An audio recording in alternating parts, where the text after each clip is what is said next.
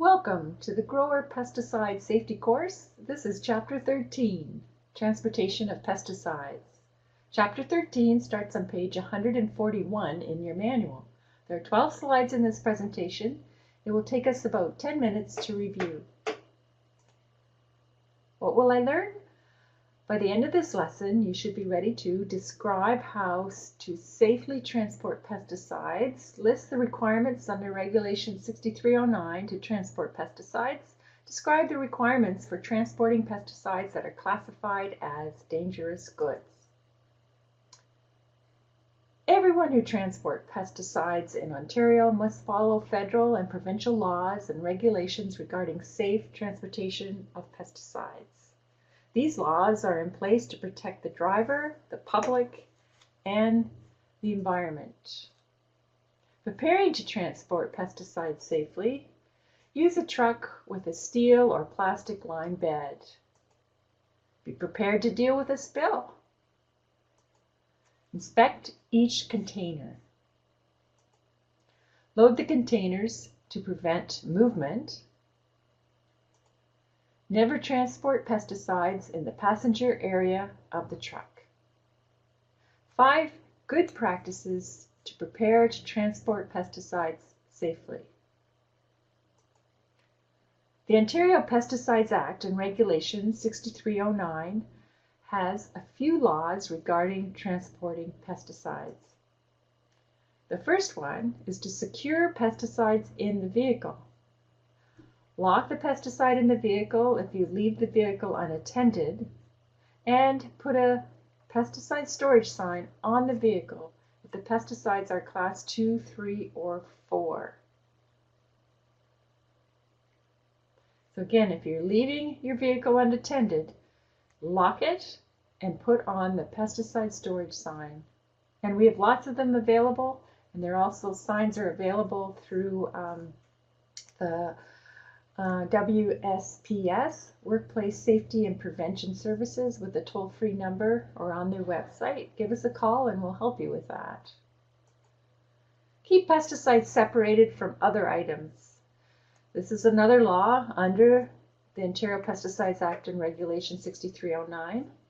Food and drink for humans and animals, separated from household furnishings, separated from toiletries, clothing, bedding. So basically, you want to make sure you're either transporting pesticides on their own, picking them up, going straight home, or make sure that they're in a separate compartment in the vehicle.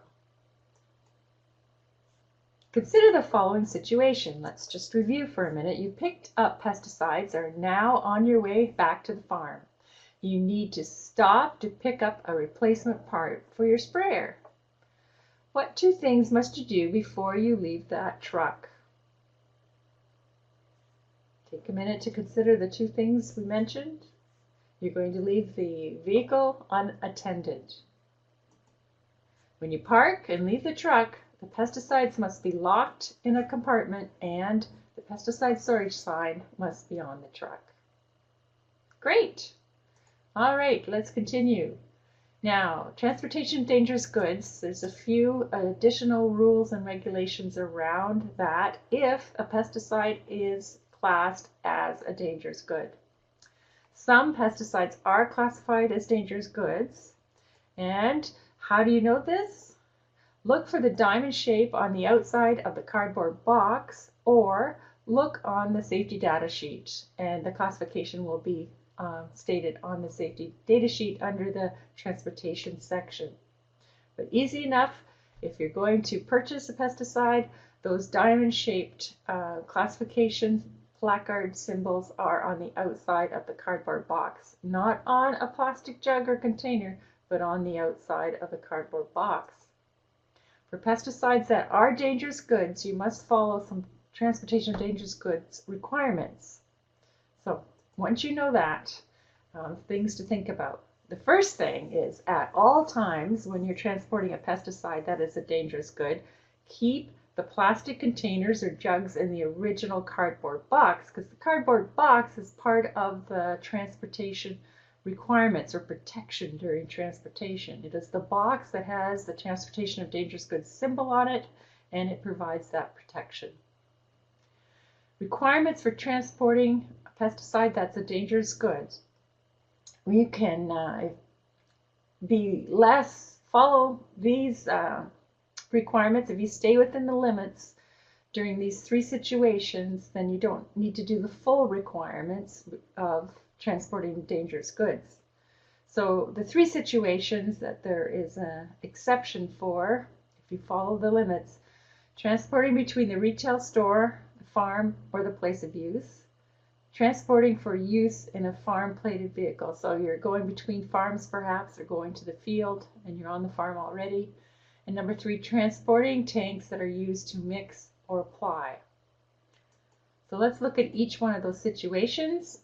If you're transporting between the retail store, the pesticide vendor, and the farm or place of use, you're traveling less than 100 kilometers and keeping the weight of the load to 3,000 kilometers or less, and you're securing the containers to prevent spills, then no other transportation of dangerous goods requirements need to be done.